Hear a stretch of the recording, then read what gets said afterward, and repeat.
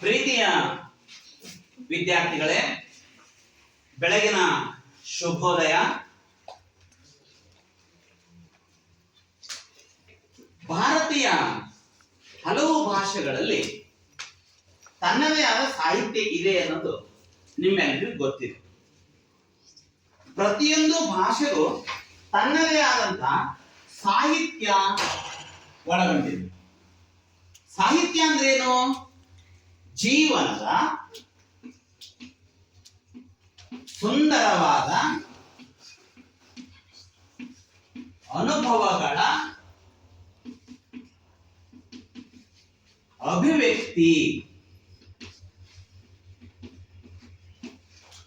ಸಾಹಿತ್ಯ ಅಂತ ಕರಿತೀವಿ.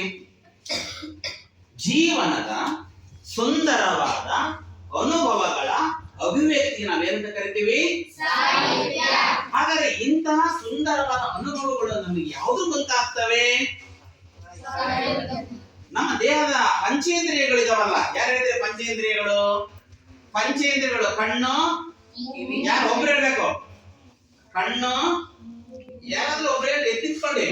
ಕಣ್ಣು, ಕಿವಿ, ಮೂಗು, ನಾಲಿಗೆ, ಚರ್ಮ, ಇವು ಪಂಚೇಂದ್ರಿಯಗಳು ಅಂತವೆ. ಪಂಚೇಂದ್ರಿಯಗಳಿಗೆ ಆಗುವಂತ ಅನುಭವಗಳು ಅವು ಸುಂದರವಾಗಿ ಅಭಿವ್ಯಕ್ತ ರೂಪದಲ್ಲಿ ಆದ್ರೆ ಅದನ್ನೇ ಸಾಹಿತ್ಯ ಅಂತ ಕರಿತೀವಿ. ಅರ್ಥ ಆಯ್ತಾ? ಈಗ ನಿಮಗೆಲ್ಲ ಗೊತ್ತಿದೆ ಸಾಹಿತ್ಯದಲ್ಲಿ ವಿವಿಧ ಪ್ರಕಾರಗಳಿವೆ ಅಂತ ಗೊತ್ತಿದೆ. ಯಾವ್ಯಾವ ವಿವಿಧ ಪ್ರಕಾರಗಳು ಹೇಳ್ರಿ? ಕಥೆ, ಒಬ್ಬೊಬ್ರು ಹೇಳ್ರಿ. ಕಥೆ, ನೆಕ್ಸ್ಟ್ ಕವನ, ಕಾವ್ಯ, ಒಬ್ಬೊಬ್ರು ಎದ್ದಿತ್ಕೋ. ಇನ್ನೊಬ್ರು ಹೇಳ್ರಿ, ಎದ್ದಿತ್ಕೋ. Very good. ಕಾದಂಬರಿ, ಒಬ್ಬೊಬ್ರು ಒಂದೊಂದು ಹೇಳ್ಬೇಕು. ನೆಕ್ಸ್ಟ್ ಮತ್ತೆ ಹೇಳ್ತೀರಿ ಕಾದಂಬರಿ ಹೇಳು. ಕವನ ಆಯ್ತು, ಕಾವ್ಯ, ಕಥೆ, ಕಾವ್ಯ, ಕಾದಂಬರಿ, ಪ್ರವಾಸ ಕಥನ ಅಲ್ವಾ? ಈ ತರ ಅನೇಕ ಸಾಹಿತ್ಯ ಪ್ರಕಾರಗಳು ಇದ್ದಾವೆ. ಮಕ್ಕಳೇ, ನಿಮಗೆ ಈ ಎಲ್ಲ ಸಾಹಿತ್ಯ ಪ್ರಕಾರಗಳಲ್ಲಿ ಯಾವ್ದಿಷ್ಟ? ಒಬ್ರು ಹೇಳ್ಬೇಕು. ಯಾವ ಪ್ರಕಾರ ನನಗೆ ತುಂಬಾ ಇಷ್ಟ?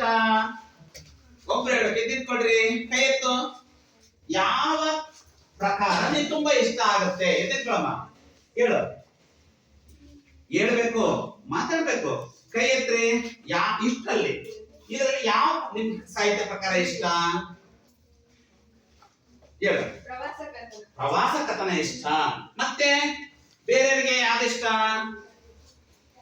Very good. ಕಥೆ ಇಷ್ಟ. ಕಥೆ ಎಲ್ಲರಿಗೂ ಇಷ್ಟ. ಅದು ಅಬಾಲ ವೃದ್ಧರಾದಿಯಾಗಿ, ಬಾಲಕರಿಂದ ವೃದ್ಧರಾದಿಯಾಗಿ ಎಲ್ಲರಿಗೂ ಇಷ್ಟ, ಹೌದಲ್ವಾ? ಹಾಗಾದ್ರೆ ಈ ಕಥೆ ಯಾವ್ಯಾವ ತರದ ಕಥೆಗಳು ನಿಮಗೆ ಇಷ್ಟ? ನಿಮಗೆ ಕಥೆ ಓದಿದಿರಲ್ವಾ? ಆದ್ರೆ ಯಾವ್ಯಾವ ಕಥೆಗಳು ಇಷ್ಟ ನಿಮಗೆ? ಹೇಳು. ದೆವ್ವದ ಕಥೆ. Very good. ವಾ, ಅವನಿಗೆ ದೆವ್ವದ ಕಥೆ ಅಂದ್ರೆ ಇಷ್ಟ ಅಂತೆ. ಮತ್ತೆ ಮತ್ತೆ ಯಾರ ಬೇಕಾದ್ರೆ ಹೇಳ್ಬೋದು. ಕೈ ಎತ್ತಬೇಕ, ಸಮಯ ವ್ಯರ್ಥ ಮಾಡ್ಬಾರ್ದು. ಬೇಗ ಹೇಳ್ಬೇಕು. ಹೇಳು, ನಿನಗೆ ಯಾವ ತರದ ಕಥೆ ಇಷ್ಟ? ಹೇಳು, ಎತ್ತಿನ್ಕೋ. ಯಾವ ಕಥೆ ಇಷ್ಟ ನಿನಗೆ? ನೀತಿ ಕಥೆಗಳು ಇಷ್ಟ ಇವಳಿಗೆ. ನೆಕ್ಸ್ಟ್, ನಿನಗೆ ಯಾವ ಕಥೆ ಇಷ್ಟ? ಪ್ರತೀಕ್ಷಾ, ನಿನಗೆ ಯಾವ ತರದ ಕಥೆ ಇಷ್ಟ? ಪಂಚತಂತ್ರ ಕಥೆ ಇಷ್ಟ ಅಂತೆ. ಇವನಿಗೆ ಪತ್ತೇದಾರಿ ಕಥೆ ಇಷ್ಟ ಅಂತ. ಇವನಿಗೆ ಅಬ್ಬಬ್ಬ, ಇವನಿಗೆ ಪತ್ತೇದಾರಿ ಕಥೆ ಇಷ್ಟ ಅಂತೆ. ಕೂತ್ಕೊಳ್ರಿ. ಹಾಗಾದ್ರೆ ನಿಮ್ಮೆಲ್ಲರಿಗೂ ಕಥೆ ಇಷ್ಟ ಅಂತ ಕೇಳಿದ್ರೆ, ಹಾಗಾದ್ರೆ ಭಾರತೀಯ ಸಾಹಿತ್ಯದಲ್ಲಿ ಎರಡು ಮಹಾಕಾವ್ಯಗಳಿದ್ದಾವೆ, ಹೌದಲ್ವಾ? ಯಾರು ಹೇಳ್ಬಲ್ರಿ? ಎರಡು ಮಹಾಕಾವ್ಯಗಳು ಹೇಳಮ್ಮ. Very good. ರಾಮಾಯಣ ಮತ್ತೆ ಮಹಾಭಾರತ. ಈ ಎರಡು ಮಹಾಕಾವ್ಯ ನಮ್ಮ ಭಾರತೀಯ ಮಹಾಕಾವ್ಯಗಳು. ಮಹಾಭಾರತದಲ್ಲಿ ಪ್ರಮುಖವಾದಂತಹ ಹೆಸರುಗಳನ್ನ ಹೇಳಬಲ್ರ? ಯಾವ್ದಾದ್ರು ಪ್ರಮುಖವಾದ ಹೆಸರು ಮಹಾಭಾರತದಲ್ಲಿ ಬರುವಂತ ಪಾತ್ರಗಳನ್ನ ಹೇಳಿ ನೋಡೋಣ. ಒಬ್ಬೊಬ್ರು ಒಂದೊಂದು ಹೇಳ್ರಿ. ಮಹಾಭಾರತ ತಿಳಿದಿರ್ತಾನೆ, ಓದಿರ್ತಾನೆ. ಒಂದೊಂದು ಪಾತ್ರ, ಪ್ರಮುಖ ಪಾತ್ರಗಳು ಹೇಳ್ತಾವ ಹೋಗ್ರಿ. ಎತ್ತಿನ್ಕೋಬೇಕು, ಎತ್ತಿನ್ಕೊಂಡಿರ್ಬೇಕು. ಹೇಳು, ಸರಿಯಾಗಿ ಹೇಳ್ತಾ ಇದೀಯಾ? ಯಾರು ದುರ್ಯೋಧನ ಅಂತ ಹೇಳಿದ್ದು? ಎತ್ತಿನ್ಕೊಳ್ಳೋ Shreyas. Very good. Duryodhana. Duryodhana. Very good. Krishna. ಒಬ್ಬೊಬ್ರು ಹೇಳ್ಬೇಕು. ನೆಕ್ಸ್ಟ್ ಹೇಳಮ್ಮ, ಎದ್ದಿರ್ತ ಹೇಳ. ಭೀಷ್ಮ. Very good. ನೆಕ್ಸ್ಟ್ ಹೇಳಮ್ಮ, ಹೇಳು. ಯಾರು ಹೇಳಿದ್ದೀಗ? ಎದ್ದಿರ್ತ. Kunti. Next Bhima. Very good. Next ಅಲ್ಲ, ಪಾತ್ರಗಳ ಹೆಸರು ಹೇಳಬೇಕು. ಈಗ ಯಾರು ಹೇಳಿರಲ್ಲ ಒಬ್ರು? ತೇಜಸ್ವಿನಿ. ಅರ್ಜುನ. Very good. ವಿದ್ಯಾರ್ಥಿಗಳೇ, ನಿಮ್ಗೆಲ್ಲ ಮಹಾಭಾರತದಲ್ಲಿ ಬರುವಂತಹ ಪ್ರಮುಖ ಪಾತ್ರಗಳನ್ನ ಹೇಳಿದ್ರಿ. ಹಾಗಾದ್ರೆ ನಾವು 10ನೇ ತರಗತಿಯ ಪಠ್ಯದಲ್ಲಿ ಕೃಷ್ಣ ಮತ್ತೆ ಯಾರು? ಕರ್ಣ. ಕೃಷ್ಣ ಮತ್ತೆ ಕರ್ಣ ಇವರಿಬ್ಬರ ಮಧ್ಯೆ ನಡೆಯುವಂತಹ ಸಂಭಾಷಣೆ ಉಳ್ಳಂತಹ ಒಂದು ಕಾವ್ಯ ಭಾಗವನ್ನ ಅಭ್ಯಾಸ ಮಾಡೋಣ. ಆ ಅಭ್ಯಾಸ ಯಾವುದು? ಪದ್ಯವೇ ಕೌರವೇಂದ್ರನ ಕೊಂದೆ ನೀನು. ಯಾರ ಇಬ್ಬರ ಮಧ್ಯೆ ನಡೆಯುವಂತ ಸಂವಾದ ಇದು? ಕೃಷ್ಣನ ನಡುವೆ ನಡೆಯುವಂತಹ ಒಂದು ಸಂವಾದದ ಒಂದು ಕಥೆಯ ಪದ್ಯ ಭಾಗವೇ ಕೌರವೇಂದ್ರನ ಕೊಂದೆ ನೀನು ಅನ್ನುವಂತ ಪದ್ಯವನ್ನ ಅಭ್ಯಾಸ ಮಾಡೋಣ. ಈ ಪದ್ಯವನ್ನು ಬರೆದವರು ಕುಮಾರ ವ್ಯಾಸ. ಓಕೆ, ಈ ಕುಮಾರ ವ್ಯಾಸ ಬರೆದಿರುವಂತಹ ಕೌರವೇಂದ್ರನ ಕೊಂದೆ ನೀನು ಪದ್ಯದ ಪೂರ್ವಕತೆಯನ್ನ ಎಲ್ಲರೂ ತಿಳಿಯೋಣವೇ? ಓಕೆ, ಎಲ್ಲ ಮಕ್ಕಳೇ, ನೀವು ನಿಮ್ಮ ಟೆಕ್ಸ್ಟ್ ಬುಕ್ ಮತ್ತೆ ನೋಟ್ ಬುಕ್ ಅನ್ನ ತೆಗೆದಿರ್ಬೇಕು, ಮತ್ತೆ ಪೆನ್ಸಿಲ್ ಅನ್ನ ತೆಗೆದಿಟ್ಕೊಳ್ಬೇಕು. ನಾನು ಎಲ್ಲೆಲ್ಲಿ ಹೇಳ್ತೀನಿ ಅದನ್ನ ಪದಚ್ಛೇದ ಮಾಡ್ತಾ ಈ ಪದ್ಯ ಭಾಗವನ್ನ ಕಲಿಯೋಣ. ಓಕೆ, ಈ ಪೂರ್ವ ಕಥೆಯನ್ನ ನಾನು ತಿಳಿಸ್ತಾ ಇದ್ದೀನಿ. ಹಸ್ತಿನಾಪುರ ಅಂತ ಹೇಳಿ ಮಾತಾಡಬಾರ್ದು. ಹಸ್ತಿನಾಪುರ ಬೋರ್ಡ್ ಕಡೆ ನೋಡಿ. ಹಸ್ತಿನಾಪುರದ ರಾಜ ಹೆಸರು ಶಂತ ಮಹಾರಾಜ ಅಂತ. ಏನ್ ಹೆಸರು? ಈ ಶಂತ ಮಹಾರಾಜ ಗಂಗೆ ಎಂಬ ಹೆಣ್ಣನ್ನ ಅವನು ಮೋಹಿಸ್ತಾನೆ, ಪ್ರೀತಿಸ್ತಾನೆ. ಅಷ್ಟೇ ಅಲ್ಲ, ಈ ಗಂಗೆಯನ್ನ ಮದುವೆ ಆಗ್ಲಿಕ್ಕೆ ಗಂಗೆ ಒಂದು ಷರತ್ತನ್ನ ವಿಧಿಸ್ತಾಳೆ. ಆ ಷರತ್ತನ್ನ ನೀನು ಮುರಿಬಾರದು, ಷರತ್ತನ್ನ ಮುರಿದ್ರೆ ನಾನು ಬಿಟ್ಟು ಹೋಗ್ತೀನಿ ಅಂತ ಗಂಗೆ ಶಂತನಿಗೆ ಹೇಳ್ತಾಳೆ. ಹಾಗಾಗಿ ಶಂತನಿಗೂ ಮತ್ತೆ ಗಂಗೆಗೂ ವಿವಾಹ ಆಗುತ್ತೆ, ಸಂಸಾರ ಮಾಡ್ತಾರೆ. ಆ ಸಂಸಾರದಲ್ಲಿ ಇವಳಿಗೆ ಜನಿಸಿದ ಎಲ್ಲ ಮಕ್ಕಳನ್ನ ಗಂಗೆ ಏನ್ ಮಾಡ್ತಾಳೆ? ಗಂಗಾ ನದಿಯಲ್ಲಿ ಬಿಡ್ತಾಳೆ. 7 ಜನ ಮಕ್ಕಳನ್ನ ಬಿಟ್ಟಾದ್ರೂ ಶಂತ ಆಕ್ಷೇಪಿಸೋದಿಲ್ಲ. ಯಾವಾಗ ಗಂಗೆಗೆ 7ನೇ ಮಗು ಜನಿಸುತ್ತೋ ಆ ಮಗುವಿಗೆ ಶಂತ ಅಡ್ಡಿಪಡಿಸ್ತಾನೆ. ಆಗ ಗಂಗೆ ನನ್ನ ಷರತ್ತನ್ನ ಮುರಿದೆ, ನಾನು ನಿನ್ನೊಂದಿಗೆ ಸಂಸಾರ ಮಾಡೋದಿಲ್ಲ ಅಂತ ಹೇಳಿ ಆ 8ನೇ ಮಗುವನ್ನ ಗಂಗೆ ಶಂತನಿಗೆ ಕೊಟ್ಟು ಹೊರಟೋಗ್ಬಿಡ್ತಾಳೆ. ಆ ಮಗುವಿನ ಹೆಸರೇನು? ತಿಳಿತಾ? ಇದು ಒಂದು ಶಂತನ ಸಂಸಾರದ ಒಂದು ಭಾಗ. ಆದ್ರೆ ನಂತರ ಶಂತ ಮಹಾರಾಜ ಕೆಲವಾರು ದಿನಗಳ ನಂತರ ಒಬ್ಬ ಸತ್ಯವತಿ ಅನ್ನುವಂತಹ ವ್ಯಸ್ತ ಕನ್ಯೆಯನ್ನ ಪ್ರೀತಿಸ್ತಾನೆ. ಪ್ರೀತಿಸಿದಾಗಲೇ ನಾನು ವಿವಾಹ ಆಗ್ತೀನಿ ಅಂತ ಸತ್ಯವತಿಗೆ ಹೇಳ್ತಾನೆ. ಸತ್ಯವತಿ ಏನ್ ಮಾಡ್ತಾಳೆ? ನನ್ನನ್ನು ಮದುವೆ ಆಗೋದಾದ್ರೆ ನನಗೆ ಜನಿಸಿದಂತಹ ಮಕ್ಕಳನ್ನ ಹಸ್ತಿನಾಪುರದ ರಾಜನನ್ನಾಗಿ ಮಾಡೋದಾದ್ರೆ ನಿನ್ನನ್ನು ಮದುವೆ ಆಗ್ತೀನಿ ಅಂತಾಳೆ. ಆಗ ಶಂತ ಚಿಂತಾಕ್ರಾಂತನಾಗ್ತಾನೆ. ಆಗ ಭೀಷ್ಮ ಇದನ್ನ ಇಂಗಿತವನ್ನ ತಂದೆಯ ಮನಸ್ಸಿನ ಚಿಂತೆಯನ್ನ ಪರಿಹರಿಸಲಿಕ್ಕೋಸ್ಕರ ಸತ್ಯವತಿಗೆ ನಿನ್ನಿಂದ ಜನಿಸಿದಂತಹ ಮಕ್ಕಳನ್ನ ಹಸ್ತಿನಾಪುರದ ಏನ್ ಮಾಡ್ತೀನಿ? ರಾಜನನ್ನಾಗಿ ಮಾಡ್ತೀನಿ. ಅಕಸ್ಮಾತ್ ನಾನು ಅಡ್ಡಿ ಆಗೋದಾದ್ರೆ ನಾನು ಬ್ರಹ್ಮಚಾರಿ ಆಗ್ತೀನಿ ಅಂತ ಹೇಳ್ತಾನೆ. ಯಾರು? ಆಗ ಇದನ್ನ ತಿಳಿದಂತ ಶಂತ ತನ್ನ ಮಗ ಎಂತ ದೊಡ್ಡ ತ್ಯಾಗ ಮಾಡ್ತಾನೆ ಅಂತ ಹೇಳ್ಬಿಟ್ಟು ಭೀಷ್ಮನಿಗೆ ಏನ್ ಕೊಡ್ತಾನೆ? ಇಚ್ಛಾಮರಣವನ್ನು ಅನುಗ್ರಹಿಸ್ತಾನೆ. ಇಚ್ಛಾಮರಣವನ್ನು ಹೊರ ಕೊಡ್ತಾನೆ. ಅರ್ಥ ಆಯ್ತಾ? ಹಾಗಾಗಿ ಇಚ್ಛಾಮರಣವನ್ನು ಹೊಂದಿದಂತ ಭೀಷ್ಮ ಆ ಸತ್ಯವತಿಯ ಮಾತನ್ನ ನಡೆಸಿಕೊಡ್ತಾನೆ. ಈಗ ಶಂತನ ಮತ್ತೆ ಸತ್ಯವತಿಯ ಸಂಸಾರದಲ್ಲಿ ಇಬ್ಬರು ಮಕ್ಕಳು ಜನಿಸ್ತಾರೆ. ಒಬ್ರು ಚಿತ್ರಾಂಗದ ಮತ್ತೆ ವಿಚಿತ್ರ ವೀರ್ಯ. ವಿಚಿತ್ರ ವೀರ್ಯ ಈ ತರ ಇಬ್ರು ಮಕ್ಕಳು ಜನಿಸ್ತಾರೆ. ಆದ್ರೆ ಚಿತ್ರಾಂಗದ ಏನಾಗ್ತಾನೆ, ಯುದ್ಧದಲ್ಲಿ ಮಡದ್ ಸತ್ತೋಗ್ಬಿಡ್ತಾನೆ. ವಿಚಿತ್ರ ವೀರ್ಯ ಉಳಿತಾನೆ.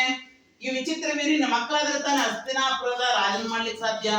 ಹಾಗಾಗಿ ಸತ್ಯವತಿ ಏನ್ ಮಾಡ್ತಾಳೆ, ವಿಚಿತ್ರ ವೀರ್ಯನಿಗೆ ಮದುವೆ ಮಾಡು ಅಂತ ಭೀಷ್ಮನಿಗೆ ಹೇಳ್ತಾಳೆ. ಭೀಷ್ಮ ಏನ್ ಮಾಡ್ತಾನೆ, ಕಾಶಿ ರಾಜ ಒಬ್ಬಿರ್ತಾನೆ. ಅವನ ಮಕ್ಕಳು 3 ಜನ ಮಕ್ಕಳು ಇರ್ತಾರೆ. ಅಂಬಿಕೆ,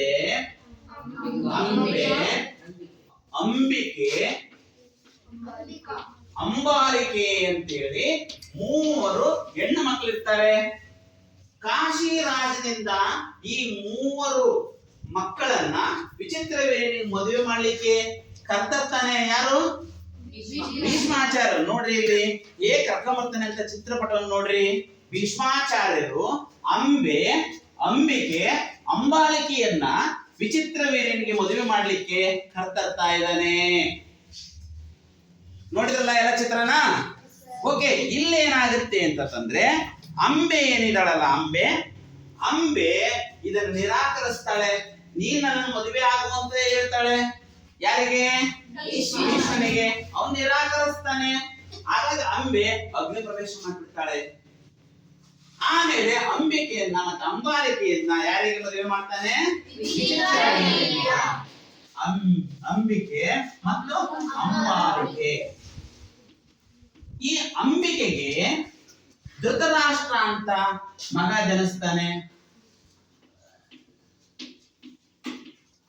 ಅಂಬಾಲಿಕೆಗೆ ಪಾಂಡುವನ್ನು ಜನಿಸ್ತಾನೆ. ಹೇಗೆ ಜನಿಸ್ತಾನೆ ಗೊತ್ತಾ? ಒಂದು ಸಣ್ಣ ತಪ್ಪಾಯ್ತು ಇಲ್ಲಿ. ವಿಚಿತ್ರ ವೀರ್ಯ ಮರಣ ಹೊಂದ್ಬಿಡ್ತಾನೆ ಕಾಯಿಲೆ ಆಗಿ. ಆಗ ಸತ್ಯವತಿ ಏನ್ ಮಾಡ್ತಾಳೆ, ವ್ಯಾಸನ ಅನುಗ್ರಹದಿಂದ ಯಾರಿಗೆ, ಅಂಬಿಕೆಗೆ ಧೃತರಾಷ್ಟ್ರ ಮಗನನ್ನ, ಅಂಬಾಲಿಕೆಗೆ ಪಾಂಡು ಮಗನನ್ನ, ಮತ್ತೆ ದಾಸಿಗೆ ಒಬ್ಬಳಿಗೆ ವಿದುರ ಮಗನನ್ನ ಪಡೀತಾರೆ. ಇವನು ವಿಚಿತ್ರ ವೀರ್ಯ ಸತ್ತೋಗ್ಬಿಡ್ತಾನೆ. ಆವಾಗ ಇವರಿಬ್ಬರಿಗೆ ವಾರಸುದಾರರಿದ್ದಂಗೆ ಆಗ್ತಾರೆ ಹಸ್ತಿನಾಪುರಕ್ಕೆ. ಅದಕ್ಕೋಸ್ಕರ ಅಂಬಿಕೆಗೆ ವ್ಯಾಸನ ಅನುಗ್ರಹದಿಂದ ಅಂಬಿಕೆಗೆ ಧೃತರಾಷ್ಟ್ರ, ಅಂಬಾಲಿಕೆಗೆ ಪಾಂಡು, ಮತ್ತೆ ದಾಸಿಗೆ ವಿದುರ ಜನಿಸ್ತಾರೆ. ಈಗ ಭೀಷ್ಮಾಚಾರ್ಯ ಏನ್ ಮಾಡ್ತಾರೆ ಅಂದ್ರೆ, ಈ ಧೃತರಾಷ್ಟ್ರನಿಗೆ ಗಾಂಧಾರಿ ಅಂತ ಹೆಣ್ಣನ್ನ ತಂದು ಮದುವೆ ಮಾಡ್ತಾನೆ. ಪಾಂಡುವಿಗೆ ಕುಂತಿ ಅಂತ ಒಂದು ಹೆಣ್ಣನ್ನ ತಂದು ಮದುವೆ ಮಾಡ್ತಾನೆ. ಅರ್ಥ ಆಯ್ತಾ? ಈಗ ಧೃತರಾಷ್ಟ್ರ ಮತ್ತೆ ಗಾಂಧಾರಿ ಮತ್ತೆ ಪಾಂಡು ಮತ್ತೆ ಕುಂತಿಗೆ ಮಕ್ಕಳಾಗ್ತವೆ. ಯಾರು, ಧೃತರಾಷ್ಟ್ರನಿಗೆ ಕೌರವರು ಅಂತ, ಪಾಂಡವಿಗೆ ಮಕ್ಕಳಾದವರು ಪಾಂಡವರು ಅಂತ ಆಗ್ತಾರೆ. ಆದ್ರೆ ಇಲ್ಲೊಂದು ಕಥೆಯಲ್ಲಿ ಒಂದು ತಿರುವು ಕಾಣುತ್ತೆ. ಪಾಂಡು ಏನಾದನಲ್ಲ, ಅವನು ಕಿಂದಮ ಅನ್ನುವಂತ ಋಷಿಯ ಶಾಪಕ್ಕೆ ಒಳಗಾಗ್ತಾನೆ. ಹಾಗಾಗಿ ಈ ಪಾಂಡು ಏನ್ ಮಾಡ್ತಾನೆ, ಕುಂತಿಯೊಂದಿಗೆ ಮತ್ತು ಮಾದ್ರಾ ದೇಶದ ಮಾದ್ರಿ ಅನ್ನುವಂತ ಒಬ್ಬ ಹೆಣ್ಣನ್ನ ಮದುವೆ ಆಗ್ತಾನೆ. ಇವರಿಬ್ಬರ ಮಧ್ಯೆ ಸಂಸಾರ ಮಾಡೋ ಹಾಗಿಲ್ಲ. ಯಾಕೆಂತಂದ್ರೆ ಕಿಂದಮ ಮತ್ತೆ ಕಿಂದಮ ಋಷಿಯನ್ನ ಹತ್ಯೆ ಮಾಡಿರ್ತಾನೆ ಭೇಟಿ ಹೋದ ಸಂದರ್ಭದಲ್ಲಿ. ಆಗ ಶಾಪ ಕೊಟ್ಟಿರ್ತಾನೆ, ನೀನೇನಾದ್ರೂ ನಿನ್ನ ಪತ್ನಿಯರೊಂದಿಗೆ ಸಮಾಗಮವಾದರೆ ನಿನ್ನ ಸಾವು ಬರುತ್ತೆ ಅಂತ ಕೊಟ್ಟಿರ್ತಾನೆ. ಆದ್ರೆ ಒಂದು ದಿನ ಮಾದ್ರಿ ಏನ್ ಮಾಡ್ತಾಳೆ, ಉದ್ಯಾನವನದಲ್ಲಿ ಪಾಂಡುವಿನಲ್ಲಿ ಅನುರಕ್ತಲಾಗ್ತಾಳೆ. ಹಾಗಾಗಿ ಪಾಂಡುವಿನ ಮಾದ್ರಿ ಸ್ಪರ್ಶದಿಂದ ಪಾಂಡು ಸತ್ತೋಗ್ತಾನೆ. ಈ ಮಧ್ಯದಲ್ಲಿ ಏನಾಗುತ್ತೆ ಅಂತಂದ್ರೆ, ಮಕ್ಕಳಾಗ್ಬೇಕಲ್ಲ, ಪಾಂಡು ಇಲ್ಲಲ್ವಾ. ಈಗ ಕುಂತಿ ಭೋಜನ ಮಗಳು, ಕುಂತಿ ಭೋಜನ ಅರಮನೆಗೆ ಒಬ್ಬರು ದುರ್ವಾಸ ಮುನಿಗಳು ಬಂದಿರ್ತಾರೆ. ಅವರ ಆತಿಥ್ಯವನ್ನ ಚೆನ್ನಾಗಿ ನಡೆಸಿರ್ತಾಳೆ. ಅದರಿಂದ ಸಂಪ್ರೀತಗೊಂಡಂತಹ ಯಾರು, ದುರ್ವಾಸ ಮುನಿಗಳು ಅವಳಿಗೆ 5 ವರಗಳನ್ನ ಕೊಟ್ಟಿರ್ತಾರೆ. ಹೌದಲ್ವಾ? 5 ವರಗಳನ್ನ ಕೊಟ್ಟಿದ್ದಾಗ ಅದು ಪುತ್ರ ಸಂತಾನದ ವರಗಳನ್ನು ಕೊಟ್ಟಿರ್ತಾನೆ. ಆಗೇನಾಗುತ್ತೆ, ಕುಂತಿ ಕನ್ನಿ ಇದ್ದಾಗ ಒಂದು ವರವನ್ನ ಪ್ರಯೋಗ ಮಾಡ್ತಾಳೆ. ಮೊದಲನೇ ವರ ಸೂರ್ಯನನ್ನ ಪ್ರಾರ್ಥನೆ ಮಾಡ್ತಾಳೆ. ಸೂರ್ಯದೇವ ಪ್ರತ್ಯಕ್ಷ ಆಗ್ತಾನೆ, ಕರ್ಣನನ್ನ ಕೊಡ್ತಾನೆ. ಕರ್ಣ ಜನಿಸಿದಾಗ ಕುಂತಿ ಮದುವೆ ಆಗಿಲ್ಲ ಕನ್ಯೆ. ಅವಳು ಸಮಾಜಕ್ಕೆ ಎದುರು ಏನ್ ಮಾಡ್ತಾಳೆ, ಆ ಮಗುವನ್ನ ಗಂಗಾ ನದಿಯಲ್ಲಿ ತೇಲ್ಬಿಟ್ಬಿಡ್ತಾಳೆ. ಅರ್ಥ ಆಯ್ತಾ? ಆ ಗಂಗಾ ನದಿಯಲ್ಲಿ ತೇಲ್ಬಿಟ್ಟಾಗ ಏನಾಗುತ್ತೆ ಗೊತ್ತಾ, ಅದನ್ನ ಒಬ್ಬ ಅಧಿರಥ ಮತ್ತೆ ರಾಧೆ ಅನ್ನುವಂತ ಸೂತ ದಂಪತಿಗಳಿಗೆ ಆ ಮಗು ಸಿಗುತ್ತೆ. ರಾಧೆ ಸಾಕಿದ್ರಿಂದ ಕರ್ಣ ರಾಧೆಯ ಆಗ್ತಾನೆ. ತಿಳಿತಾ? ನೆಕ್ಸ್ಟ್ ಮುಂದೆ ಪಾಂಡು ಸತ್ತ ನಂತರ ಕುಂತಿ ಏನ್ ಮಾಡ್ತಾಳೆ, 3 ವರದಿಂದ 3 ಮಕ್ಕಳನ್ನು ಪಡಿತಾಳೆ. ಒಂದು ಕೃಷ್ಣನಿಂದ, ಸೂರ್ಯನಿಂದ ಒಂದು ಮಗುವನ್ನು ಪಡೆದ್ಬಿಟ್ಲ. ಈಗ ಯಮನಿಂದ ಯುಧಿಷ್ಠರನನ್ನು, ವಾಯುದೇವನಿಂದ ಭೀಮನನ್ನು, ಇಂದ್ರನಿಂದ ಅರ್ಜುನನನ್ನು ಪಡಿತಾಳೆ. ಯಾವಾಗ ಮಾತ್ರೆ ದನಿ ಮಕ್ಕಳಿಲ್ಲ ಅಂತೇಳಿ ತನ್ನ ಗಂಡನಿಂದನೇ ಆ ದಿನಗಳಲ್ಲಿ ಗಂಡನಿಂದಲೇ ಒಂದು ಮಂತ್ರವನ್ನ ಪಡೆದಿರ್ತಾಳೆ. ಅದರಿಂದ ಅಶ್ವಿನಿ ದೇವತೆಗಳಿಂದ ನಕುಲ ಸಹದೇವರಾಗ್ತಾರೆ. ಒಟ್ಟು 5 ಮಂತ್ರಗಳು. ಅದರಲ್ಲಿ ಒಂದು ಮಂತ್ರದಿಂದ ಯಾರು ಜನಿಸಿರ್ತಾನೆ, ಕರ್ಣ ಜನಿಸಿರ್ತಾನೆ. 2ನೇದಿಂದ ಯುಧಿಷ್ಠಿರ ಜನಿಸಿರ್ತಾನೆ. 3ನೇದಿಂದ ಭೀಮ ಜನಿಸಿರ್ತಾನೆ. ಮತ್ತೆ 4ನೇದಿಂದ ಅರ್ಜುನ ಜನಿಸಿರ್ತಾನೆ. ಇನ್ನ ಮಾದರಿಗೆ ಒಂದು ವರ ಕೊಟ್ಟಾಗ ಯಾರು ಜನಿಸಿರ್ತಾರೆ, ನಕುಲ ಸಹದೇವರು ಜನಿಸಿರ್ತಾರೆ. ಅರ್ಥ ಆಯ್ತಲ್ಲ ಎಲ್ರಿಗೂ? ಕರ್ಣ ಮುಂದೆ ಪರಶುರಾಮನ ಹತ್ರ ಏನ್ ಮಾಡ್ತಾನೆ, ವಿದ್ಯೆಯನ್ನ ಕಲಿತು ಅವನು ಬಿಲ್ವಿದ್ಯೆಗಾರ, ಶ್ರೇಷ್ಠ ಬಿಲ್ವಿದ್ಯೆಗಾರ ಆಗ್ತಾನೆ. ಓಕೆ. ಧೃತರಾಷ್ಟ್ರ ಮತ್ತೆ ಗಾಂಧಾರಿಗೆ ಮಕ್ಕಳಾಗಿರ್ತಾರೆ. ಅವ್ರಿಗೆ 101 ಜನ ಮಕ್ಕಳಾಗಿರ್ತಾರೆ. ಅದ್ರಲ್ಲಿ 3 ಜನ ಹುಡುಗರು ಮತ್ತೆ ಒಬ್ಬಳು ಮಾತ್ರ ಹುಡುಗಿಯಾಗಿರ್ತಾಳೆ. ಆಮೇಲೆ ಇಲ್ಲಿ 5 ಜನ ಪಾಂಡವರಾಗಿರ್ತಾರೆ. ಇವ್ರು ವಿದ್ಯಾಭ್ಯಾಸ ಕೊಡಿಸ್ಬೇಕು ತಾನೆ. ಪಾಂಡವರು ಮತ್ತೆ ಕೌರವರ ಮಕ್ಕಳಿಗೆ ವಿದ್ಯಾಭ್ಯಾಸ ಕೊಡಿಸಿದ್ ಯಾರ ಹತ್ರ ಗೊತ್ತಿದೆ? ಯಾರಿಗಾದ್ರೂ ಕೈ ಎತ್ರಿ. ಯಾರ ಹತ್ರ ವಿದ್ಯೆ ಕಲಿತಾರ ಹೇಳು? ವೆರಿ ಗುಡ್, ದ್ರೋಣಾಚಾರ್ಯರು. ದ್ರೋಣಾಚಾರ್ಯರ ಪುತ್ರ ದ್ರೋಣಾಚಾರ್ಯರ ಹತ್ರ ವಿದ್ಯೆ ಕಲಿತಾರೆ. ಯಾರ ಹೆಸರು ಹೇಳ್ರಿ? ದ್ರೋಣಾಚಾರ್ಯರು. ದ್ರೋಣಾಚಾರ್ಯರ ಬಳಿ ವಿದ್ಯೆಯನ್ನ ಕಲಿತಾರೆ. ಆ ದ್ರೋಣಾಚಾರ್ಯರ ವಿದ್ಯೆ ಕಲಿತ ಮೇಲೆ ಈ ಮಕ್ಕಳು ಎಷ್ಟರ ಮಟ್ಟಿಗೆ ವಿದ್ಯೆ ಕಲಿತಾರೆ ಅಂತೇಳಿ ಒಂದು ಸ್ಪರ್ಧೆ ಏರ್ಪಡಿಸ್ತಾರೆ. ಆ ಸ್ಪರ್ಧೆಯಲ್ಲಿ ಅರ್ಜುನನೇ ಶ್ರೇಷ್ಠ ವಿದ್ಯೆಗಾರ ಅಂತ ಘೋಷಣೆ ಮಾಡ್ತಾರೆ. ಯಾರು? ದ್ರೋಣಾಚಾರ್ಯರು. ಆಗ ಆ ಸ್ಪರ್ಧಾ ಕಣಕ್ಕೆ ಕರ್ಣ ಆಗಮಿಸ್ತಾನೆ. ಅರ್ಜುನನೇ ಶ್ರೇಷ್ಠ ವಿದ್ಯೆಗಾರ ಅಂತ ಕೇಳಿ ಒಪ್ಪೋದಿಲ್ಲ. ಆ ಸ್ಪರ್ಧೆಯಲ್ಲಿ ನಾನು ಸ್ಪರ್ಧಾ ಕಣಕ್ಕೆ ಹಿಡಿತೀನಿ, ಅವನನ್ನು ಸೋಲಿಸ್ತೀನಿ ಅಂತ ಹೇಳ್ತಾನೆ. ಆಗ ಅಲ್ಲಿದ್ದಂತಹ ದ್ರೋಣಾಚಾರ್ಯರು, ಆಮೇಲೆ ಅಲ್ಲಿದ್ದಂತಹ ಭೀಷ್ಮಾಚಾರ್ಯರು ವಿರೋಧಿಸ್ತಾರೆ. ಕರ್ಣ, ನೀನು ಸೂತ ಪುತ್ರ, ಈ ಸ್ಪರ್ಧಾ ಕಣಕ್ಕೆ ಅನರ್ಹ ಅಂತ ಹೇಳ್ತಾರೆ. ಆಗ ಅಲ್ಲೇ ಇದ್ದಂತಹ ದುರ್ಯೋಧನ ಅರ್ಜುನನಿಗೆ, ಯಾರಿಗೆ?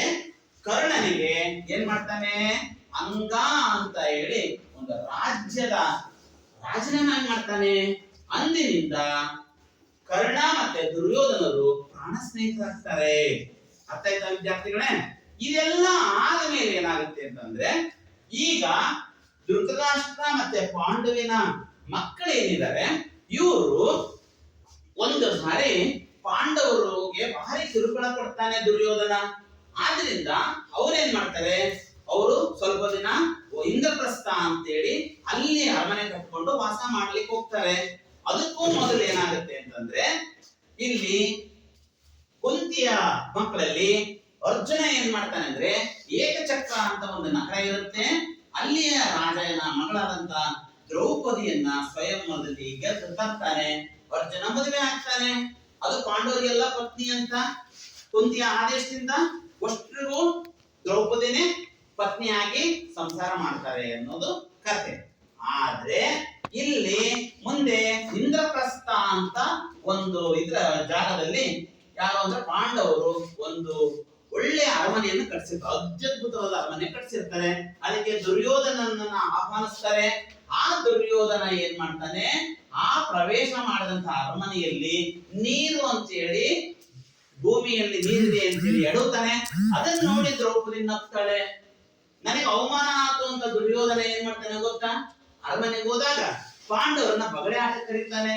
ಪಗಡೆ ಆಟಕ್ಕೆ ಕರೆದ್ರೆ ಅಲ್ಲಿ ಯಾರು ಯುಧಿಷ್ಠಿರ ರಾಜ್ಯ ಸಂಪತ್ತು ಸಹೋದರ ದ್ರೌಪದಿಯನ್ನ ಪಣಕ್ಕಿಟ್ಟು ಸೋಲ್ತಾನೆ. ಅರ್ಥಕ್ಕದ ಕತೆ. ಆ ಸೋತ ಏನಾಗುತ್ತೆ ಗೊತ್ತಾ, ಅವ್ರನ್ನ 12 ವರ್ಷ ವನವಾಸ, 1 ವರ್ಷ ಅಜ್ಞಾತವಾಸವನ್ನ ಕಳೀತಾರೆ. ಹೀಗೆ ಪಾಂಡವರು ವನವಾಸ ಮುಗಿಸ್ಕೊಂಡು ಬಂದ್ಮೇಲೆ ತಮ್ಮ ಪಾಲಿನ ಭೂಮಿಯನ್ನ ಕೇಳಲಿಕ್ಕೆ ಕೃಷ್ಣನನ್ನ ಸಂಧಾನಕ್ಕೋಸ್ಕರ ಕರ್ಣನಲ್ಲಿ ಯಾರ ದುರ್ಯೋಧನಲ್ಲಿ ಕಳ್ಸಕ್ಕೆ ಯೋಜನೆ ರೂಪಿಸ್ತಾರೆ. ಆದ್ರೆ ಕೃಷ್ಣ ದುರ್ಯೋಧನ ಬಲವನ್ನ ಕುಂದಿಸ್ಬೇಕು ಅಂತಂದ್ರೆ ಈ ವಿದುರನ ಶಕ್ತಿಯನ್ನ ಕುಂದಿಸ್ಬೇಕು ಅಂತೇಳಿ ಮೊದಲಿಗೆ ಹೋಗ್ತಾನೆ. ಆದ್ರೆ ವಿದುರ ಹೋಗಿದ ನನ್ನ ಸುದ್ದಿ ಗೊತ್ತಾಗಿ ವಿದುರನನ್ನ ಅವಮಾನ ಮಾಡ್ತಾನೆ. ತುಂಬಿದ ಸಭೆಯಲ್ಲಿ ಅವಮಾನ ಮಾಡ್ತಾನೆ. ಆಗ ವಿದುರ ಏನ್ ಮಾಡ್ತಾನೆ ಗೊತ್ತಾ, ಬಿಲ್ಲನ್ನು ಮುರಿದು ನಾಳಿನ ಮಹಾಭಾರತದ ಯುದ್ಧದಿಂದ ವಿಮುಖನಾಗ್ತಾನೆ. ಆದ್ರೆ ಪಾಂಡವರು ರಕ್ಷಣೆ ಮಾಡ್ಬೇಕು, ಇನ್ನೊಂದು ಬಲ ಇದೆ ದುರ್ಯೋಧನನ ಹತ್ರ, ಯಾವುದು ಕರ್ಣ. ಆ ಕರ್ಣನ ಬಲವನ್ನು ಮುರಿಬೇಕು ಅಂತೇಳಿ ಕರ್ಣನ ಜೊತೆಗೆ ಸಂಧಾನ ಮಾಡ್ಬೇಕು, ಅವನು ಪಾಂಡವರ ಪಕ್ಷಪಾತಿ ಅಂತ ತಿಳಿಸ್ಬೇಕು ಅಂತ ಹೇಳಿ ಅವನೇನ್ ಮಾಡ್ತಾನೆ, ಕರ್ಣನ ಬಳಿ ಹೋಗ್ತಾನೆ. ಆ ಕರ್ಣನ ಬಳಿ ಹೋಗುವಂತ ಸಂದರ್ಭದ ಒಂದು ವೇದಿಕೆಯೇ ಕೌರವೇಂದ್ರನ ಕೊಂದೆ ನೀನು. ಎಲ್ಲರಿಗೂ ಗೊತ್ತಾತ ಮಕ್ಕಳ? ಎಲ್ಲರಿಗೂ ಗೊತ್ತಾತಾ? ಓಕೆ. ಈ ಪದ್ಯವನ್ನ ಬರೆದಂತವ್ರು ಯಾರು? ಕುಮಾರವ್ಯಾಸ. ಓಕೆ, ಕುಮಾರವ್ಯಾಸ ನಾನು ಈಗಾಗಲೇ ಹೇಳ್ತಾ ಇದ್ದೀನಿ. ಕುಮಾರವ್ಯಾಸನ ಕಾಲ ಸಾಮಾನ್ಯ ಶಕೆ 1430. ಎಷ್ಟು? ಅವನು ಗದಗ ಪ್ರಾಂತದ ಕೋಳಿವಾಡದವನು.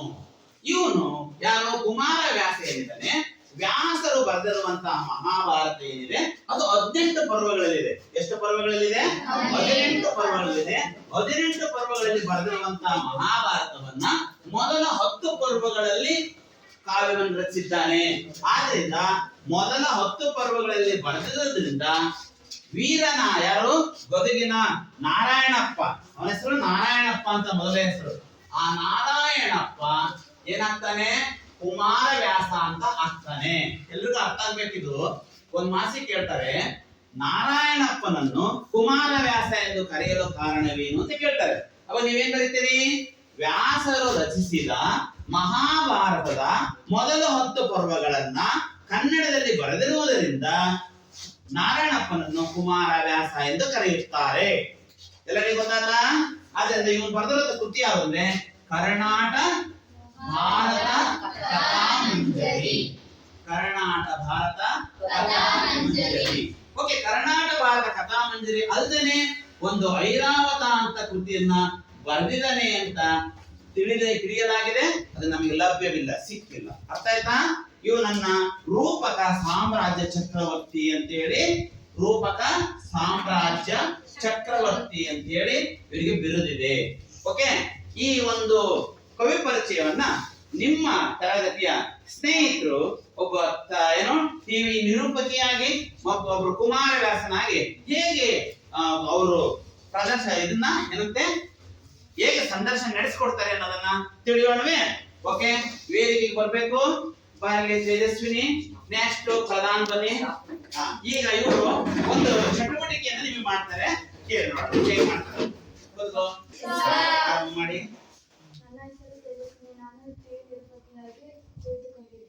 ನನ್ನ ಹೆಸರು ಪ್ರಧಾನ್, ಕುಮಾರವ್ಯಾಸನಾಗಿ ಕುಳಿತಿದ್ದೇನೆ. ನಿಮ್ಮ ಹೆಸರೇನು? ನಮ್ಮ ಹೆಸರು ಕುಮಾರವ್ಯಾಸ. ನೀವು ಯಾವಾಗ ಜನಿಸಿದ್ದು? ಶಾಸ್ತ್ರ 1430ರಲ್ಲಿ ಜನಿಸಿದ್ದೇನೆ. ನೀವು ಎಲ್ಲಿ ಜನಿಸಿದ್ದು? ಗದಗ ಪ್ರಾಂತ್ಯದ ಕೂಡವಾಯದಲ್ಲಿ ಜನಿಸಿದ್ದೇನೆ. ನಿಮಗೆ ಇರೋ ಬಿರುದು ಯಾವುದು? ಕರ್ನಾಟಕ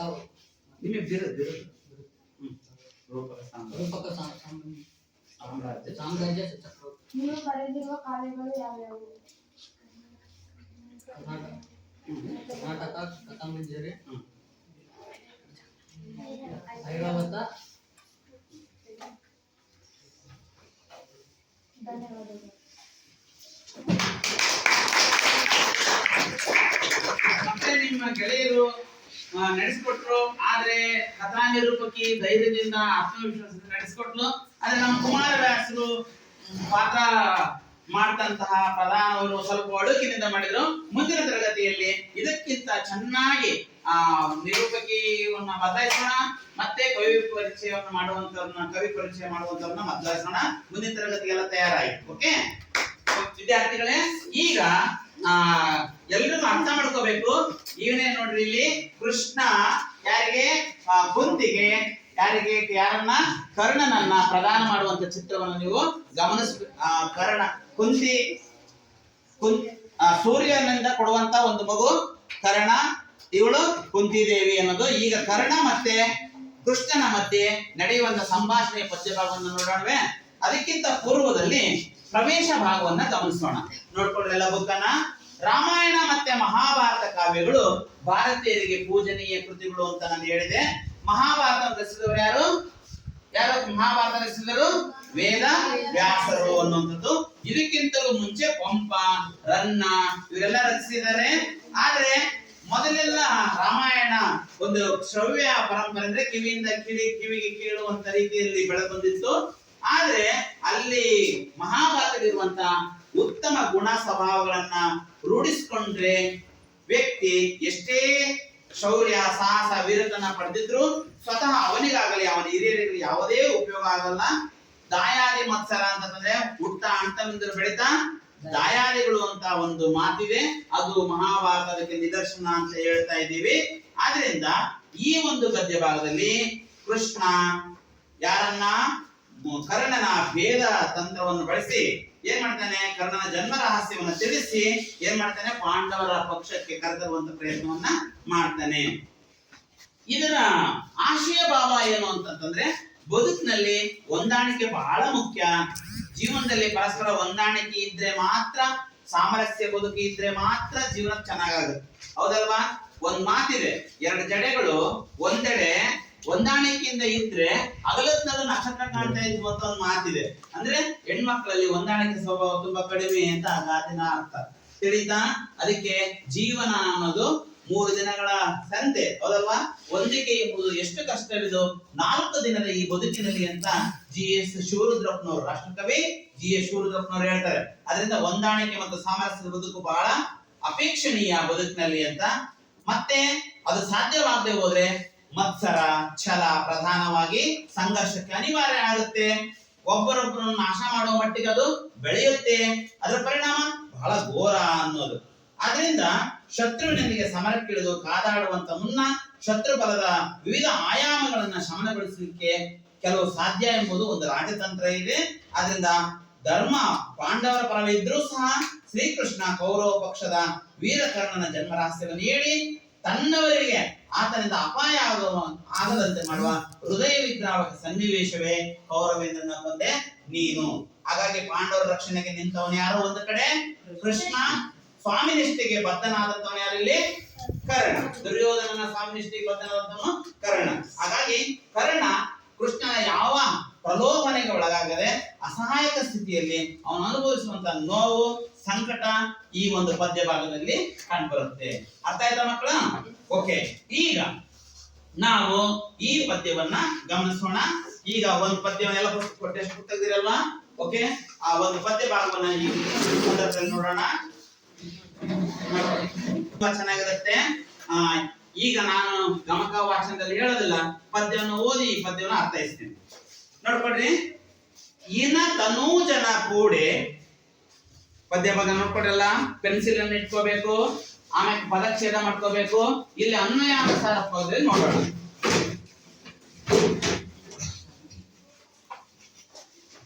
ಗಮನಿಸ್ರಿ ಎಲ್ಲ, ಇಲ್ಲೇ ನೋಡ್ಕೊಡ್ರಿ. ಇನ ತನೂಜನ ಕೂಡೆ ಮೈದುನ ತನದ ಸರಸವನೆಸಗಿ ರಥದೊಳು ಧನುಜರಿಪು ಬರಸೆಳೆದು ಕೊಳ್ಳಿರಿಸಿದನು ಪೀಠದಲ್ಲಿ. ಎನಗೆ ನಿಮ್ಮಡಿಗಳಲ್ಲಿ ಸಮಸೇವನೆಯ ದೇವ ಮುರಾರಿ ಮುರಾರಿ ಅಂಜುವೆ ಎನಲು ತೊಡೆ ಸೋಂಕಿನಲ್ಲಿ ಸಾರಿದು ಶೌರಿ ಇಂತೆಂದ. ಮತ್ತೊಂದ್ಸರಿ ನೋಡ್ಕೊತಾ ಹೋಗ್ರಿ, ನಾನು ಕೂಡಿಸಿ ಹೇಳ್ತೀನಿ, ನಂತರ ಬಿಡಿಸಿ ಹೇಳ್ತೀನಿ. ಇನ ತನೂಜನ ಕೂಡೆ ಮೈದುನ ತನದ ಸರಸವನೆಸಗಿ ರಥದೊಳು ಧನುಜ ರಿಪು ಬರಸೆಳೆದು ಕೊಳ್ಳಿರಿಸಿದನು ಪೀಠದಲ್ಲಿ. ಎನಗೆ ನಿಮ್ಮಡಿಗಳಲ್ಲಿ ಸಮಸೇವನೆಯ ದೇವ ಮುರಾರಿ ಅಂಜುವೆ ಎನ್ನಲು ತೊಡೆ ಸೋಂಕಿನಲ್ಲಿ ಸಾರಿದು ಶೌರಿ ಇಂತೆಂದ. 6 ಸಾಲುಗಳಿದಾವೆ. 6 ಸಾಲಿನ ಪದ್ಯ ಜಾತಿಗೆ ಏನಂತ ಕರಿತೀವಿ? ಒಬ್ರು ಹೇಳ್ಬೇಕು, ಕೈ ಎತ್ತಬೇಕು. 6 ಸಾಲಿನ ಪದ್ಯ ಜಾತಿಗೆ ಏನಂತಾರಮ್ಮ? ವೆರಿ ಗುಡ್, ಷಟ್ಪದಿ ಅಂತ ಕರೀತಾರೆ. ಅದರಿಂದ 6 ಸಾಲಿನ ಪದ್ಯ ಭಾಗಕ್ಕೆ ಅಂತ ಕರಿತೀವಿ ಷಟ್ಪದಿ. 3 ಸಾಲಿನ ಪದ್ಯ ಭಾಗಕ್ಕೆ ಏನಂತೀವಿ? ಕೈ ಎತ್ತೊಬ್ರು, ನೀನ್ ಬೇಡ. ಮತ್ತೆ ಬೇರೆ 3 ಸಾಲಿನ ಪದ್ಯಕ್ಕೆ ಏನಂತ ಕರಿತೀವಿ? ಹೇಳು. ತ್ರಿಪದಿ. Very good. ತ್ರಿಪದಿಯನ್ನ 3 ಸಾಲು. 4 ಸಾಲಿನ ಪದ್ಯ ಭಾಗಕ್ಕೆ ಏನಂತೀವಿ? ವೆರಿ ಗುಡ್, ಕಂದ ಪದ್ಯ ಅಂತ. ಇದೆಲ್ಲ ಛಂದಸ್ಸಿನಲ್ಲಿ ಬರುವಂತಹ ಒಂದು ಅಂಶ. ಓಕೆ, ಈಗ ಬಿಡಿಸ್ಕೊಂಡು ಓದೋದನ್ನ ಕಲಿಸ್ತಾ ಇದ್ದೀನಿ. ಎಲ್ಲರೂ ಬಿಡಿಸ್ಕೊಡ್ರಿ. ಇನ ತನೂಜನ ಕೂಡೆ ಮೈದುನತನದ ಸರಸವನು ಎಸಗಿ ಅಂತ ಹೇಳ್ಬೇಕಿಲ್ಲಿ. ರಥದೊಳು ಧನುಜ ರಿಪು ಬರಸೆಳೆದು ಕುಳ್ಳಿರಿಸಿದನು ಪೀಠದಲ್ಲಿ. ಎನಗೆ ನಿಮ್ಮ ಅಡಿಗಳಲ್ಲಿ ಸಮಸೇವನೆಯೇ ದೇವಾ ಮುರಾರಿ ಅಂಜುವೆ. ಇಲ್ಲಿ ಮುರಾರಿ ಅಂತ ಇತ್ತಲ್ಲ, ಇಲ್ಲಿ ಅಂಜುವೆ ಅಂತ ಬರ್ಕೋಬೇಕು. ಏನಾದ್ರು ಅಂತ ಬಿಡಿಸ್ಕೋಬೇಕು. ತೊಡೆ ಸೋಂಕಿನಲ್ಲಿ ಸಾರಿದು ಶೌರಿ ಇಂತೆಂದ. ಮಕ್ಕಳೇ, ಈ ಒಂದು ಪದ್ಯ ಭಾಗವನ್ನ ನಾವು ಅನ್ವಯಾನುಸಾರವಾಗಿ ಅರ್ಥ ಮಾಡ್ಕೊಳ್ಳೋಣ. ಹೇಗೆ ಅರ್ಥ ಮಾಡ್ಕೊಳ್ಳೋಣ? ಅನ್ವಯಾನುಸಾರ ಅಂದ್ರೆ ಪದ್ಯ ಭಾಗದಲ್ಲಿ ಕರ್ಮಪದ ಎಲ್ಲೋ ಇರುತ್ತೆ, ಕರ್ತೃಪದ ಎಲ್ಲೋ ಇರುತ್ತೆ, ಕ್ರಿಯಾಪದ ಎಲ್ಲೋ ಇರುತ್ತೆ. ಹೌದಲ್ಲ? ಗದ್ಯದಲ್ಲಾದ್ರೆ ಕರ್ತೃ, ಕರ್ಮ, ಕ್ರಿಯಾಪದ ಅಂತ ಇರ್ತವೆ. ಪದ್ಯದಲ್ಲಿ ಅದು ಪದ್ಯ ಭಾಗದಲ್ಲಿ ಅಲ್ಲಲ್ಲಿ ಇರ್ತವೆ. ಅದನ್ನ ಅರ್ಥ ಮಾಡ್ಕೊಂಡು ವಾಕ್ಯ ಮಾಡ್ಕೊಳ್ಳೋಣ. ಓಕೆ, ಇನ ತನೂಜನ. ಇನ ತನೂಜನ ಅಂದ್ರೆ, ಇನ ಅಂದ್ರೆ ಸೂರ್ಯ ಅಂತ. ಇನ ಅಂದ್ರೇನು? ಸೂರ್ಯ. ಸೂರ್ಯನಿಗೆ ಬೇರೆ ಬೇರೆ ಹೆಸರುಗಳು, ಒಂದು 2 ಹೆಸರುಗಳನ್ನ ಯಾರು ಹೇಳ್ತೀರಿ? ಸೂರ್ಯನಿಗೆ 2 ಸಮಾನಾರ್ಥ ಪದಗಳನ್ನು ಹೇಳ್ರಿ. ಎದ್ದಿನ್ಕೋಬೇಕು. ನೀ ಕರೆಕ್ಟ್ ಹೇಳ್ತಾ ಇದ್ದೀಯ, ಎದ್ದಿನ್ಕೋ. ಹೇಳು ಹೇಳು. Very good. Aditya. Very good. Next ಎದ್ದಿನ್ಕೋ. ರವಿ. Very good. ಈ ತರ ಸಮಾನ ಅರ್ಥವನ್ನು ಕೊಡೋದು. ಸೂರ್ಯ, ಆದಿತ್ಯ, ರವಿ, ಭಾಸ್ಕರ, ಮಾರ್ಥಾಂಡ ಎಲ್ಲ ಹೆಸರುಗಳಿದಾವೆ. ಇನ ತನೂಜನ ಅಂದ್ರೆ, ತನೂಜ ಅಂದ್ರೆ ಮಗ. ಈಗಾಗಲೇ ನನ್ನ ಕತೆ ಗೊತ್ತಾಗಿದೆ ಅಲ್ವಾ? ಇನ ತನೂಜ ಅಂದ್ರೆ ಯಾರು? ಸೂರ್ಯನ ಮಗ ಯಾರು? Very good, Karna. ಹೌದಲ್ವಾ? ಈ ಕರ್ಣನೊಂದಿಗೆ ಇನ ತನೂಜನ ಕೂಡೆ. ಕೂಡೆ ಅಂದ್ರೆ ಜೊತೆಯಲ್ಲಿ. ಇನ ತನೂಜನ ಕೂಡೆ ಅಂದ್ರೆ ಕರ್ಣನ ಜೊತೆಯಲ್ಲಿ ಧನುಜ ರಿಪು. ಧನುಜ ರಿಪು ಅಂತಂದ್ರೆ ಶ್ರೀಕೃಷ್ಣ. ಧನುಜ ಅಂದ್ರೆ ರಾಕ್ಷಸ. ಧನುಜ ಅಂದ್ರೇನು? ರಾಕ್ಷಸ. ಧನುಜ ಧನುಜ ಅಂದ್ರೆ ಅರ್ಥ? ರಾಕ್ಷಸ. ಅಸುರ ರಾಕ್ಷಸ. ದೈತ್ಯ ರಾಕ್ಷಸ. ಧನುಜ ರಾಕ್ಷಸ. ಹೌದಾ? ಅಸುರ, ದೈತ್ಯ, ದೈತ್ಯೇಯ, ಧನುಜೇಂದ್ರಾರಿ ದಾನವಾಹ ಅಂತೇಳಿ ಅಮರಕೋಶದಲ್ಲಿ ಅಮರಸಿಂಹ ಪದಗಳಿಗೆ ಸಮಾನಾರ್ಥಗಳನ್ನು ಬರೀತಾನೆ. ಅಮರಕೋಶ ಅಂತ ಹಿಂದೆಲ್ಲ ಕಲಿತಾ ಇದ್ರು. ಈ ಬಾರದೆ ಹೋದ್ರು ಅಮರಕೋಶ ಕಲಿ ಅಂತ ಮಕ್ಕಳಿಗೆ ಗುರುಕುಲದಲ್ಲಿ ಕಲಿಸ್ತಾ ಇದ್ರು. ಅದು ಪದ ಸಂಪತ್ತನ, ಶಬ್ದ ಸಂಪತ್ತನ ನಾವು ಗ್ರಹಿಸಲಿಕ್ಕೆ ನಾವು ಅಮರಕೋಶವನ್ನು ಓದಬೇಕು. ಅಮರಕೋಶ ಒಂದು ನಿಘಂಟು, ಶಬ್ದಕೋಶ. ಅದು ಅದನ್ನ ಯಾರು ಬರ್ತಾರೆ?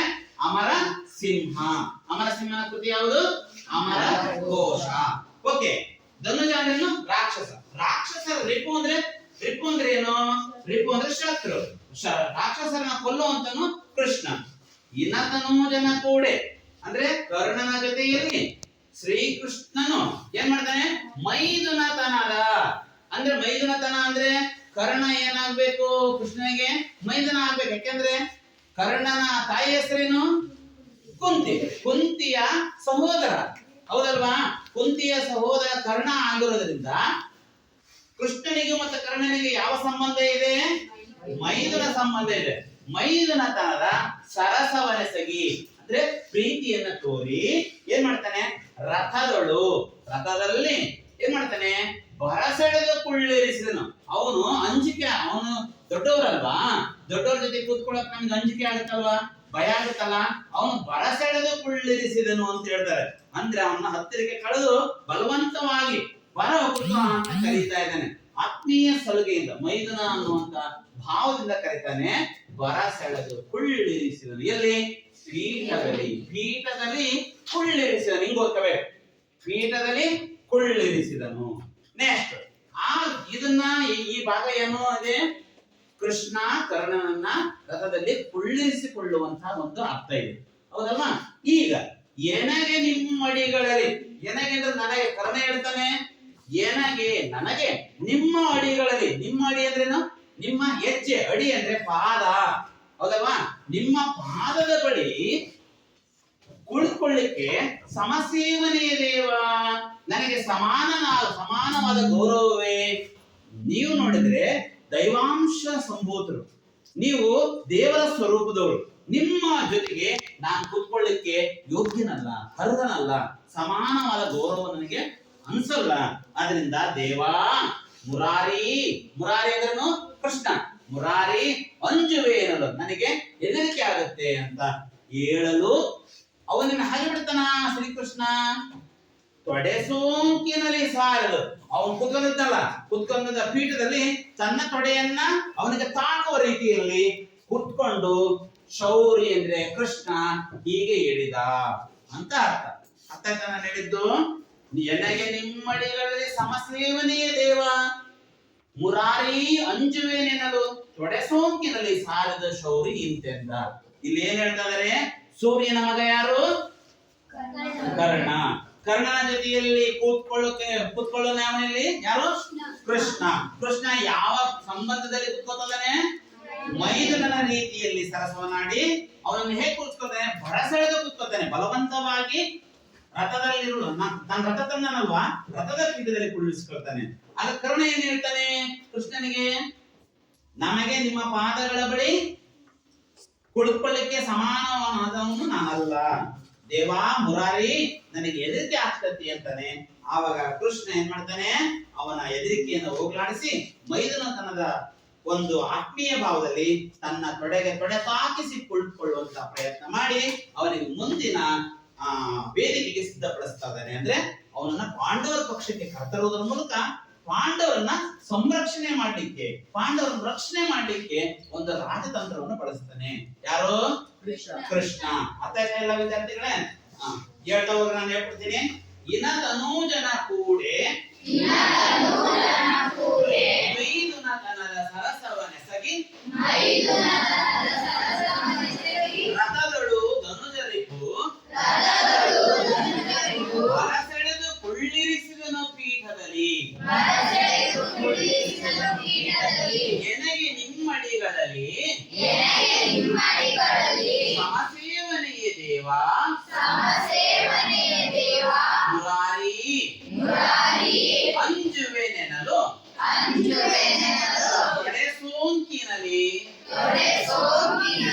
ಸಾರಿದು ಶೌರಿ ಇಂತೆಂದ. ಎಲ್ಲರಿಗೂ ಅರ್ಥ ಆಯ್ತಲ್ವಾ?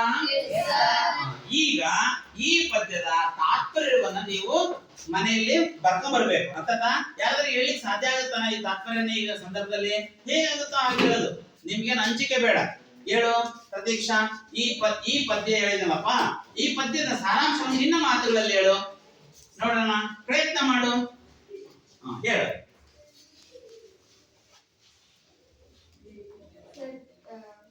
ಕೃಷ್ಣ ಕರ್ಣನನ್ನ ಪಾಂಡವರನ್ನ ರಕ್ಷಣೆ ಮಾಡೋಕೆ ಕರ್ಕೊಂಡಿದ್ದಾರೆ.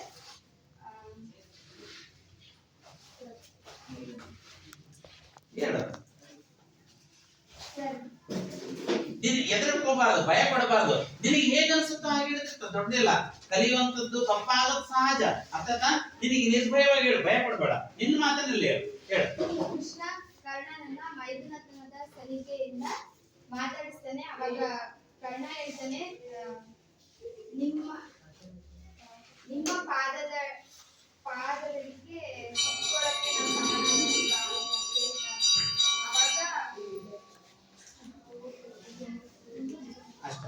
ನಿಮ್ಮ ಪಾದದ ಬಳಿ ಕುತ್ಕೊಳ್ಳಕ್ಕೆ ನಾನು ಅರ್ಹನಲ್ಲ ಅಂತ ಹೇಳಿದಾಗ ಅವನೇನ್ ಮಾಡ್ತಾನೆ ಕೃಷ್ಣ? ಅವನ ಇನ್ನಷ್ಟು ಆತ್ಮೀಯ ಸಲಿಗೆಯಿಂದ ತೊಡೆಗೆ ಸಾಕಿಸಿ ಕುತ್ಕೊಳ್ತಾನೆ. ಕುತ್ಕೊಂಡು ಈ ರೀತಿ ಹೇಳ್ತಾನೆ ಅಂತ ಹೇಳ್ಬೋದು. ಓಕೆ ಓಕೆ, ಚಪ್ಪಾಳೆ ಆಗ್ರಿ. ಎಲ್ಲರಿಗೂ ಹೇಳೋ ಪ್ರಯತ್ನ ಮಾಡ್ಬೇಕು. ಓಕೆ, ನಾನ್ ನಿಮಗೆ ಒಂದು ಚಟುವಟಿಕೆ ಹೇಳ್ತೀನಿ, ನೀವು ಚಟುವಟಿಕೆಯನ್ನ ಪೂರ್ಣಗೊಳಿಸ್ಬೇಕು. ಓಕೆ,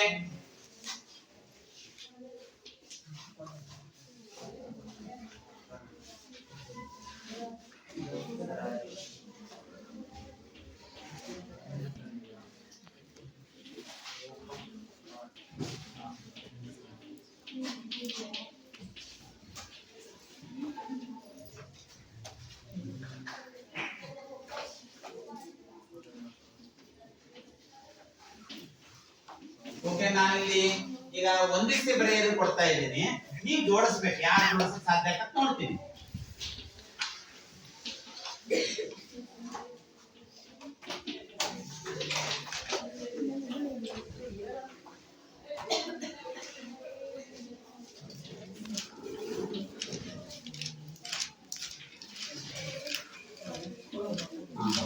ಓಕೆ, ಯಾರು ಈ ಚಟುವಟಿಕೆನ ಹೇಳ್ತೀರಿ? ಎದ್ದಿದ್ರೆ ಒಬ್ರು ಇದು ಹೊಂದಿಸ್ಬೇಕೀಗ. ಯಾರು ಹೇಳ್ತೀರಿ ನೋಡ್ಕೊಳ್ರಿ ಒಂದ್ಸಲಿ. ಮುರಾರಿ ದುರ್ಯೋಧನ ಅಂತ ಬರ್ತೀನಿ, ಇನತನುಜ ಕುಮಾರವ್ಯಾಸ ಅಂತ ಬರ್ತೀನಿ, ರೂಪಕ ಸಾಮ್ರಾಜ್ಯ ಚಕ್ರವರ್ತಿ ಕರ್ಣ ಅಂತ ಬರ್ತಿದ್ದೀನಿ. ನೆಕ್ಸ್ಟ್ ಕೌರವೇಂದ್ರ ಅಂದ್ರೆ ಕೃಷ್ಣ ಅಂತ ಬರ್ತೀನಿ. ಯಾರು ಈ ಎ ಪಟ್ಟಿಯನ್ನ ಬಿ ಪಟ್ಟಿ ಸರಿ ಹೊಂದಿಸ್ಬೇಕು? ಯಾರು ಹೇಳ್ತೀರಿ?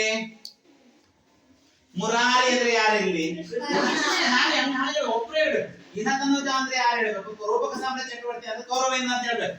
ಯಾರು ಹೇಳ್ತೀರಿ? ಎದ್ದಿಟ್ಕೊಳ್ಳಿ, ಒಬ್ರು ನೋಡೋಣ. ಒಬ್ರು ಹೇಳ್ರಿ, ಉಳಿದರೆಲ್ಲರೂ ಹೇಳ್ತೀರಿ ಅಂತ ಗೊತ್ತು. ಒಬ್ರು ಎದ್ದು ಹೇಳ್ಬೇಕು. ಹೇಳಿ ನೋಡೋಣ, ಯಾರು ಹೇಳ್ತೀರಿ? ಹೇಳೋ, ನೀನ್ ಹೇಳೋ, ಎದ್ದಿಟ್ಕೊಳ್ಳೋ, ಹೇಳೋ, ಎದ್ದಿಟ್ಕೊಳ್ಳೋ, ಪ್ರಯತ್ನ ಮಾಡೋಣ. ಎದ್ದೇಳ ನೀನು, ಬಾಳ ಎದ್ದಿಟ್ಕೊಳ್ಳೋ, ಹೇಳು. ಮುರಾರಿ ಅಂದ್ರೆ ಯಾರು? Very good, Krishna. ನೆಕ್ಸ್ಟ್ ಇನತನುಜ ಅಂದ್ರೆ ಇನ ಅಂದ್ರೆ ಯಾರು? ಇನ ಅಂದ್ರೆ ಯಾರು? ಸೂರ್ಯ. ಸೂರ್ಯನ ಮಗ ಯಾರು? ರೂಪಕ ಸಾಮ್ರಾಜ್ಯ ಚಕ್ರವರ್ತಿ ಯಾರು? ಕೌರವೇಂದ್ರ ಅಂದ್ರೆ ಯಾರು? Very good. ಅರ್ಥ ಆಯ್ತಾ ವಿದ್ಯಾರ್ಥಿಗಳೇ? ಈ ಒಂದು ಚಟುವಟಿಕೆಯನ್ನ ಅರ್ಥಪೂರ್ಣವಾಗಿ ಮಾಡಿದಿರಿ. ಓಕೆ, ನಾನು ಗೃಹ ಕಾರ್ಯ ಕೊಡ್ತಾ ಇದ್ದೀನಿ, ಬರ್ಕೊಳ್ರಿ. ಕುಮಾರವ್ಯಾಸನ ಕಾಲ, ಸ್ಥಳ, ಕೃತಿಗಳನ್ನು ವಾಕ್ಯ ರೂಪದಲ್ಲಿ ಬರೆಯಿರಿ.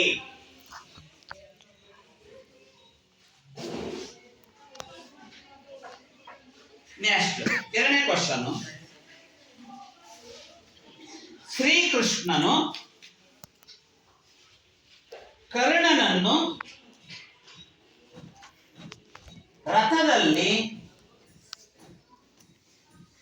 ಹೇಗೆ ಕೂರಿಸಿಕೊಂಡನು?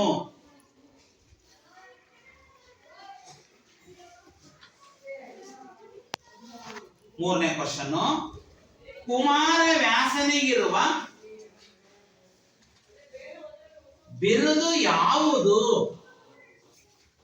ಬಿರುದು ಯಾವುದು? ಓಕೆ, ಇನ್ನೊಂದು ಪ್ರಶ್ನೆ ಕೊಡ್ತೀನಿ, ಬರ್ಕೊಳ್ರಿ. ನಾರಾಯಣಪ್ಪನನ್ನು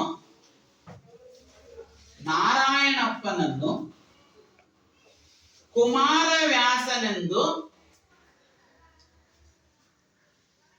ಕರೆಯಲು ಕಾರಣವೇನು? ನಾರಾಯಣಪ್ಪನನ್ನು ಕುಮಾರವ್ಯಾಸನೆಂದು ಕರೆಯಲು ಕಾರಣವೇನು? ಓಕೆ ಮಕ್ಕಳೇ, ಎಲ್ಲರೂ ಈ ಗೃಹ ಕಾರ್ಯವನ್ನು ಮಾಡಿಕೊಂಡು ನಾಳೆ ತನ್ರಿ. ಈ ಒಂದು ಪದ್ಯ ಭಾಗದ ಮುಂದುವರೆದ ಭಾಗವನ್ನ ನಾಳೆ ನೋಡೋಣ. ಎಲ್ರಿಗೂ ನಮಸ್ಕಾರ.